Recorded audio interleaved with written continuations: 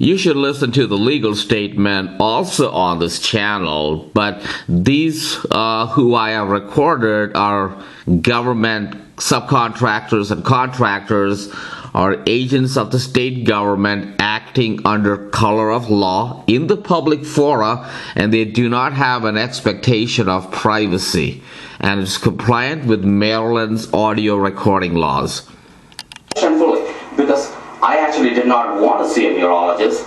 I was being treated by my primary care for the heart problem, and since I had some questions for him, the problem that came up is he was treating with the usual antihypertensive medications, and it looks like there's a reflex coming from the increased pressure in the head, because obviously because when I took because what the doctor discussed with me is that when you don't have the regular kind of hypertension, which is, I guess, the essential hypertension caused by a bad diet and so forth, so you have a increased blood pressure as a reflex to increased intracranial pressure.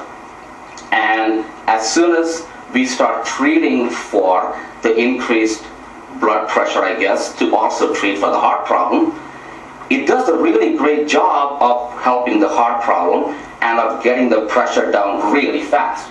But that's the problem. When the pressure went down really fast, the numbness and the tingling in the head went up so much that I can't even drive at night.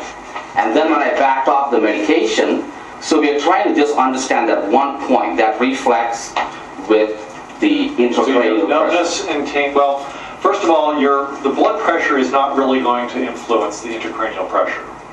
Okay, so but the blood pressure is completely separate from the intracranial pressure, unless your blood pressure gets to be like 250 over 150, where you have blood leaking out of the blood vessels. Okay. But your blood pressure going up to 170 over 90 or 170 over 100 will have no influence at all on your intracranial pressure. Okay, but that's actually I was trying to work the other way around. No, with the intracranial pressure being high, would that trigger off the blood pressure going up?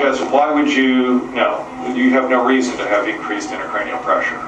Right, and that's the point I went to back then, because when the water was injected upstream, and there's no way to get around it because it shows up on the electronic evidence that I was unconscious for 45 minutes, and that has nothing to do with the MRI. You know what? Yeah. I don't think I'm going to be able to help you. Okay, I mean that's what I told. Yeah. That's what I told the primary. Because I was trying to get treated by the primary care, and actually it's really his job to treat, and I'm not sure why he sent me here. Yeah. What I actually told him is, So stop tape with Dr. Wicker's lies again. If you notice, the problem I told Dr. Wicker about was that when you have increased intracranial pressure, as a reflex, the blood pressure in the body goes high. Well, not high, it goes higher than it was. And then you're not supposed to lower that blood pressure, and if you lower it, then you feel some symptoms in your head.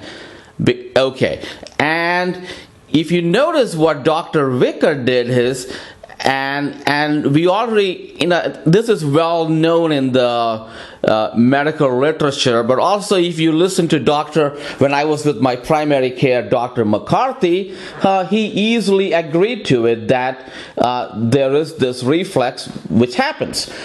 But if you listen to Dr. Wicker, what he does is he intentionally says it the other way around. He brings up the point of increased blood pressure causing increased intracranial pressure. I never said, and he knew very well when I was talking about the reflex and so forth, I wasn't saying that increased blood pressure causes increased intracranial pressure. I said the other way around, which is increased intracranial pressure causing increased blood pressure. But he knows exactly what's going on, so he said it the other way, which is to say that the usual blood pressure problem. And so in that, I never even looked into it, and so what he said is probably true. What he says is, and I've never heard of having increased blood pressure causing increased intracranial pressure. So he's right about that. Increased blood pressure does not cause increased intracranial pressure.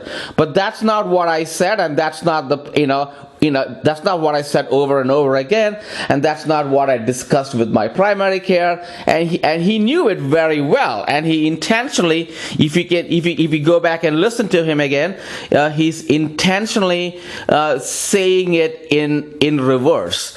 So he says that, well, if you have even like really high blood pressure, then, if you have like fluid leaking out, boy, you'll be in a lot of trouble at that point. And so I guess if you have really high blood pressure and you have fluid leaking out, and that could cause increased intracranial pressure. But, I never made that point. That was not what I said. And he knew it very well. And what he knew it very well that what I said is the increased intracranial pressure resulted in an increased blood pressure, and so he intentionally switched the order so that he can dismiss that argument. But I persisted and I said, no, it's the other way, that I had the increased intracranial pressure first. And then he tells me I have no reason for having increased intracranial pressure. Well, I did not have any reason until that guy at the MRI place did that injection and caused a brain injury to me.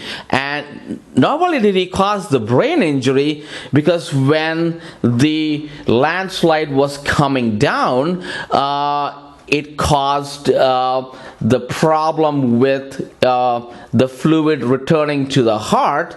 And when you have the problem between, and anyone can look this up, if you have, now I don't think I have any kind of, you have the large vein which is called the superior vena cava, and that's the large vein that comes just above the heart coming down from the brain.